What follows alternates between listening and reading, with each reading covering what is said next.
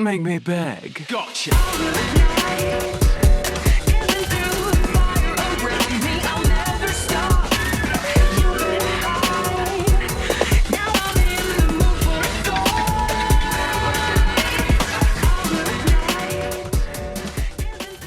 The Grudge 2020 is an American horror film written and directed by Nicholas Pesci and produced by Sam Raimi. While the film was initially supposed to be a reboot, the events of the film show that it's actually happening somewhere in the continuity of the original remakes. Look, I'm actually a pretty big J-horror fan. Pulse, Ju-On, Ringu, Dark Water, the classics, I love them. And not just because I find some of them pretty scary, in fact I don't find them that scary as a whole, but they do build a great atmosphere, and they do, usually for me at least, result in a sense of dread. I don't mean like spiritually, but actual like soul-shaking scares when J-horrors do commit to them. Dark Water had one, and so did Pulse. But the truth is, if you're coming to J-horrors to have edge-of-your-seat terrors for 2 hours, you're in the wrong place. Dark Water, for example, had one intensely scary scene, but it earns it. The rest of it is more about the misery of the situation than the scariness of ghosts, but that misery makes the fear deeper and more personal. I'm pretty skeptical of claims like this since they rely on so many cultural and language barriers between us, the audience, and the film itself, but at least with my experience in J-horror, it's true. There's something ephemeral about many of the J-horror classics. The ambiances, the especially great defining feature of them. Doing these movies without that is a waste of everyone's time. So this fucking movie is a gigantic waste of everyone's time. It's actually grotesque in its use of jump scares, jump shocks as Tyler One would say it.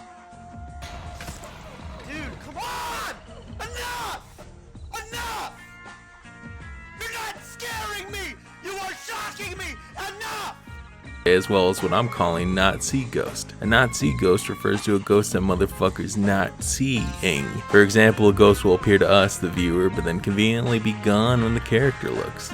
This shit happens the entire fucking movie. The entire movie. What the fuck? It's so overdone that by the end of the movie I wasn't just mad at having watched this giant piece of shit, I was physically ill. I almost threw up. So for this review, I'm putting up what I'm calling the not see ghost counter. Every time a not see ghost appears, we're getting a count. It only seems fair. Fucking whack ass Grudge remake pile of shit. Fuck, let's go. We start our story in Tokyo, 2004 for, yes, the best part of the movie. The lady runs out of the Grudge house saying, yo, I need to leave Japan. Shit's spooky, when suddenly, aw shit, it's Kayako, man, that's pretty cool. She got the croak and everything, what a cool start, but she's also a not-see ghost. Another ghost grabs her from the trash bag. Sure, cheap jump shot, but hey, you know what? The camera's on, colors look nice, Kayako is cool, and you know, things aren't looking that awful yet. Pennsylvania, 2004. We learn that she has a family and,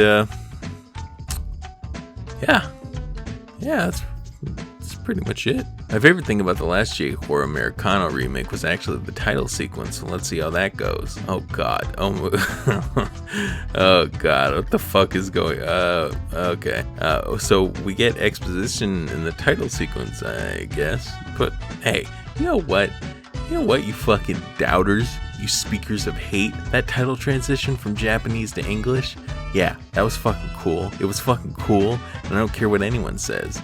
Back to the actual movie now, we're in 2006 in Pennsylvania probably. This here is Detective Muldoon and her kid. Her kid is just a movie kid, you know, the generic stand-in for some dumb little shit child. The thing is, kids IRL can be pretty cool sometimes. They're not nearly as fucking dumb as movie kids are, that's for sure. But this one is a blank slate. What is the generic emotional core for any female protagonist in a stupid horror movie? Her dumb blank slate movie kid-ass son, except for the Babadook, where her kid was interesting despite being a little shit. Anywho, the kid's sad because his dad's gone or whatever, and the mom's like, hey little dude, we're moving to a new place where things will be fresh and new and also, lastly, extremely safe. Nothing bad's gonna happen to me. This introduces us to a couple things. Firstly, this movie explains everything. As we just saw, it explains the fucking concept of the movie in the title sequence. Things that aren't explained in the title sequence are explained by the characters directly, and plot points that aren't supposed to be known yet are, foreshadowed by the characters too. So when she says everything will be safe, we can safely assume nothing will be safe. She might as well have said, don't worry little dude, no way we'll be killed by ghosts or anything. She teaches him her special technique for stopping being scared, which is just to close your eyes and count to 5. I'm no expert, but I feel like there should be some kind of breathing exercise too, but oh well. I mean shit, it's not my kid.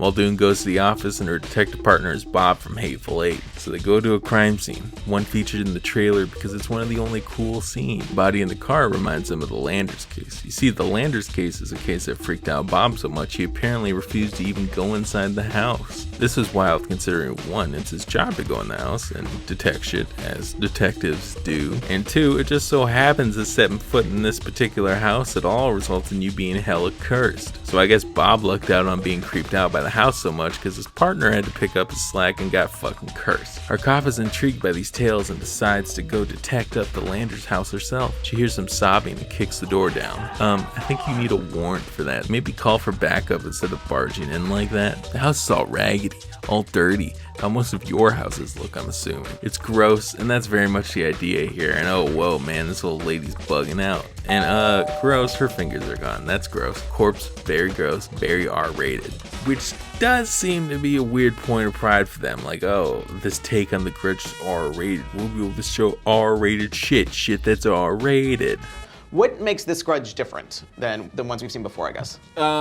I think the biggest, most obvious difference is it's rated R. Ooh. And very much, it's very much rated R. Okay. But the thing is, an R rating showing gore, it doesn't mean shit. It especially doesn't mean shit for these classic J-horror movies, which very rarely have gore or other things worthy of the heralded R rating. They don't need those ratings because the scares don't come through showing gross shit. They come through story and implication. But you might think, Mateo, you're just some fucking weeaboo, anime, J-horror, Japanese, otaku, loving loser piece of shit fucking virgin. And yeah, mostly right, but it's not the Japaneseness that makes these movies scary, and I can prove it by talking about another one of my favorites, Lake Mungo. Lake Mungo is an Australian horror documentary movie that reminds me of the classic J-horrors pretty strongly, and that is more interested in the horror around our main character's personal tribulations. In Lake Mungo, Alice's tribulations draw us in. They get us invested in her story, invested in her as a character. This makes the horror very personal. As a result, when they do commit to the traditional horror moments, you feel them pretty deeply. Only a few movies have ever given me full-body tremors. Dark Water is one, Pulse is another, and Lake Mungo is the last one. 2 J-horrors and an Aussie movie. I've never been boogied out of a room by blood or someone's fingers getting cut off or whatever. That shit's passe. We see worse shit in action movies. To do great horror, you need to try harder. Anyways, Muldoon freaks out and leaves the house and is hallucinating shit now. It's fucking spooky. Like this little girl ghost and her shitty sound effects. What the fuck? Dude, come on! Enough! Enough! You're not scaring me! The little sound effect here is what got me thinking about the big SI, studio interference, that is. You see, this director, he's a little art house guy. Look at him. He's got a beard, he's very white, and he has very white guy glasses. Based on appearance alone, I figured this guy's version of the Grudge would be in black and white, in reverse, in Farsi, all kinds of prestige shit. Based on this guy's resume, it looks like he has some good to decent movies to his name as well. But this sound effect, this shit is dumb. A guy who plays the Grudge Wii game as research cuts down on some of this cheap shit, right? Or maybe not, who knows. For now, his name is in the credits and across the director's chair. Muldoon heads over to Bob's house. Bob's like, I didn't go in the house because of negative energy. Align your chakras, Miss Sagittarius King. Next, we get to John Cho's section, which is like definitely moving in the right direction compared to the rest of the movie. Doesn't hurt that these two are the best actors in the movie. Like seriously, John Cho is very good. And I didn't know this actress before this or The Hunt, but I would love to see her in more movies. And it doesn't hurt that they get a little bit of character development. Struggling with pregnancy, struggling with family, those things are interesting. So John Cho was the realtor of the Landers house, and he heads to the house to get some signatures or something after their doctor's appointment. And I guess as soon as he steps in the house, he's just fucked. Congrats, man, GG. Should have read the house's chakras like Bob did. Cho drew the short stick and he gets the classic Grudge hair shower scene eventually. We get a very spooky, scary ghost, but it is a very seen ghost, so that's a win. Congrats, Nick. You did it. I'm a good cook. Wait, you're gonna burn the place down? Yes.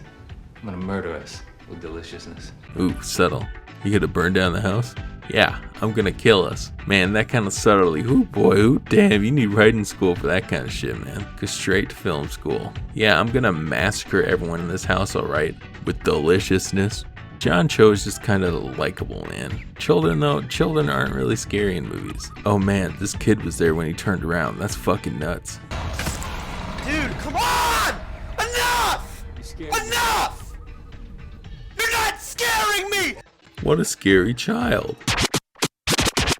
Well, dude's washing her hair, then someone dunks her head in the sink, and she's like, whoa, that was weird. Wow, dude, maybe there's someone actually in your house, or are you chalking that up to an attempted drowning of yourself, like some kind of episode? Like, certainly you felt someone's hand on the back of your head, right? You're a cop, go check it out. Then we have Muldoon at the cafe, and she's reading about another case in the Landers house, and we go to 2005, and we have the exposition lady explaining what her job is to previous tenants of that Landers house. So she's an assisted suicide lady, the lady I'm calling the suicider, and he's the husband of the lady who's supposed to get assisted suicide from the suicider. So the lady who's gonna suicide is the Insidious lady, right? The lady from Insidious who is in all of those movies. It's her breakout role, and good for her for cornering the lady horror market, I guess. She's, good enough in other shit, but fuck, man, like, what is this? This is just tough to watch. I don't know if it counts as a not see ghost because she see ghosts. Half a point awarded. Even if there actually was a ghost there, her entire personality really does conveniently make her seem like a psychopath. Like, us seeing the ghost is supposed to make us think, oh, she's not crazy because there's actually a ghost there, but she's still acting like that. So the suicider says she won't help them because Insidious lady is not in the state of mind to decide she wants to die. But the suicider also decides that she wants to stay a couple days anyways. She goes to the market and she sees some rotting meat in the thing. It's very gross, very rated R if you ask me. But what she don't see is a little girl ghost. The Nazi times 3. Ding, ding, ding. 3 Nazi ghosts in one scene. Very good. She gets back to the house and there's a guy standing in the yard. Turns out that guy is Bob's partner. The partner who stepped in the house and picked up the slack for Bob because Bob read the house's chakras and refused to enter. Yeah, this is the guy who got fucked because of that. Suicider tells people inside the house, they're like, oh, that guy again. So they go to call Bob, who apparently aware of all this, and when he's outside staring at the house, Bob comes and picks him up. Bob gets him, then his partner shoots himself in the face, I guess. Alright, that's all very gross, and a lot of blood. You couldn't show that in a PG-13 movie, huh? Pretty nuts, right? It's super gross. Back to Muldoon, and a ghost she don't see licks her foot or something.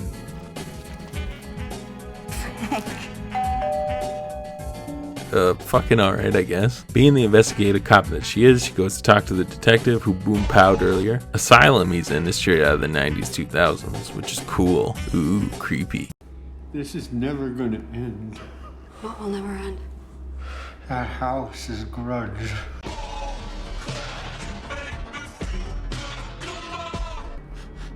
Maybe we should tear our eyes out so that we can't see them anymore. Wow, dude. Wow. I wonder if this guy right here, I wonder if he's gonna tear his eyes out. Huh? That'd be pretty rated R, huh? Pretty rated R, huh? Right? Huh? Alright? Yeah. Oh, I wonder what that siren is. Oh, it's so subtle. It's so good. It takes a lot of... You really got to pay attention to really get the full effect out of this.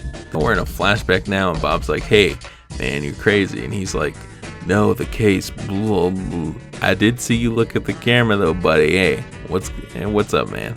You going nuts, huh? Pretty crazy. We get another half a Nazi ghost here, which, yeah, fucking alright. A little overdone now, though, huh, bud? Hey, Nicholas, Mr. Pesci, bud, hey? You may be doing a little bit too much, yeah?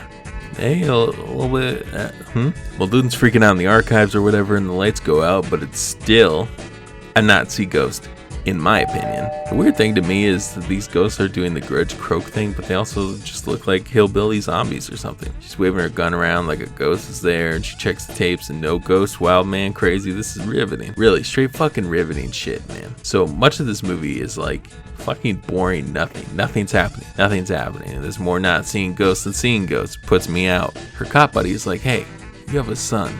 And I'm pretty sure that made her remember she has a son because she goes to see him with shitty piano music playing in the back. Then she decides to bring her son to the police station. Sure, why not? Read these homicide files, kid. There's some good shit in there. Don't they have you on some other cases or something? Working murders or some shit? Or you really just got all the time to dick around looking for ghosts in the occult? Then we're back home with Muldoon and she's having a cigarette. And she's just, relaxing on the porch. And whoa, she heard a sound. Oh, wonder if it's a ghost. Oh, we see ghost. She not see ghost. Count it. And finally, we're back with John Cho. These two working these things out as a family in a non-shitty horror movie could be maybe good.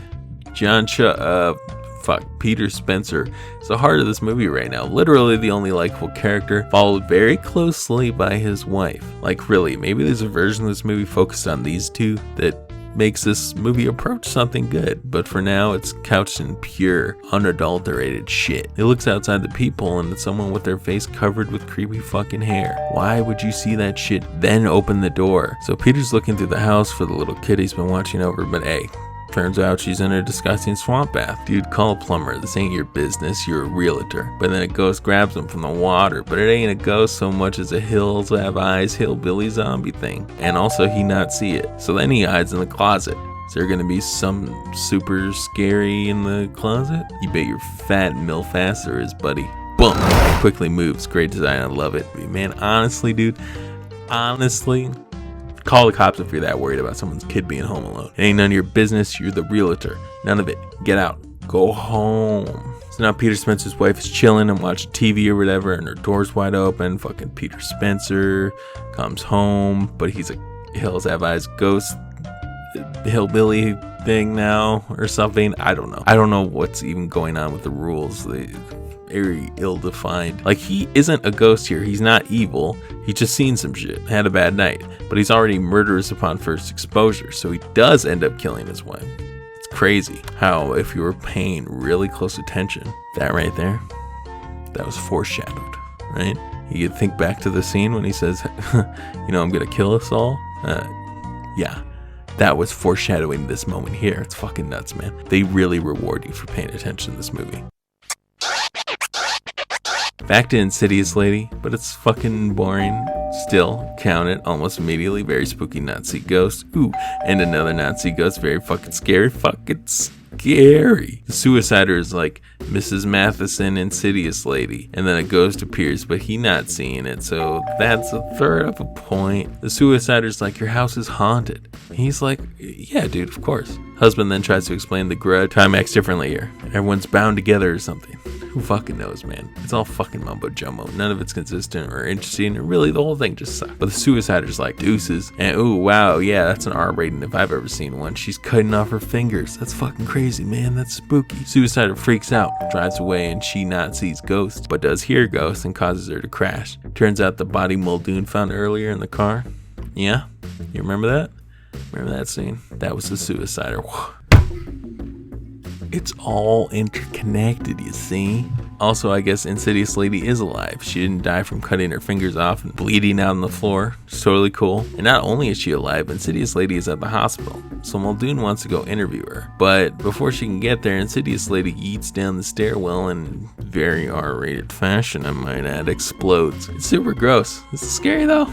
No. Also, Nazi ghost. We find out her kid's named Burke, which is a crazy old name for a kid. I'm counting that as a Nazi ghost because the kid ain't see ghost. And then we reprise the breathing exercise from earlier. What do we do when we're scared? This kid sucks, man. Most little kids are just dog shit actors, man. I'm sorry. Except for like Macaulay Culkin and the kids from It. They were funny. Detective Muldoon does got some nice big eyes. She's not awful. I'd cast her in my movie. Don't know if I'd bother wasting her time in a movie like this, but sure. Muldoon talks to Bob and formulates her plan. Alright, this is her plan. She's gonna commit a little bit of arson. She takes her kid with her to burn down the Landers place, which is, maybe not the best plan, Detective Muldoon. Probably be safer dropping him off in a McDonald's ball pit versus bringing him to your crime. Like the original Ju-on, she grabs a can of gasoline, starts pouring it all in the house. I want to show you something. like, yeah, you killing your entire family. Cool, dude. Thanks for the fucking images. What the fuck? I don't really think I need to see you drowning a child and banging your head in the tub to get the effect. The fuck is wrong with the people who made this shit, man? I'm not one of those no harm to kids in movies people, but fuck, man, this whole movie has been an exercise in excess. Brutally murdering a child is in the playbook, I guess. Hey, dude, nice fucking R rating, huh? You really earned that R rating, man. That's, you know, hey, Nick, buddy, very worth it here. Right? This is so R. Her kid leaves the car and comes out to and confront her while she's burning down the house. Turns out this kid's not actually her kid, right? It's a ghost taking on his dumb little form. And while they're counting down, they're also showing off their brutal, epic R-rated violence. Fuck yeah, dude. Fuck yeah, dude. Yeah, it's fucking R-rated, bro. Yeah, bro. Fucking R-rated, so hardcore rated R, dude. This isn't your grandma's Grudge, brother. She sets a ghost pretending to be her kid on fire and the house burns down. It's all hunky-dory afterwards since fire cleanses them of the, Ju-on. Oh. Did it though? Turns out she ain't hugging the real Burke. She's hugging the fake ghost Burke or whatever. Palette change, spooky, jump shock, all kinds of ghosts croaking, Muldoon's freaking out, and then the credits just come on. Over a final shot of the house, I guess. You know. Okay. Alright. And I guess that's the end.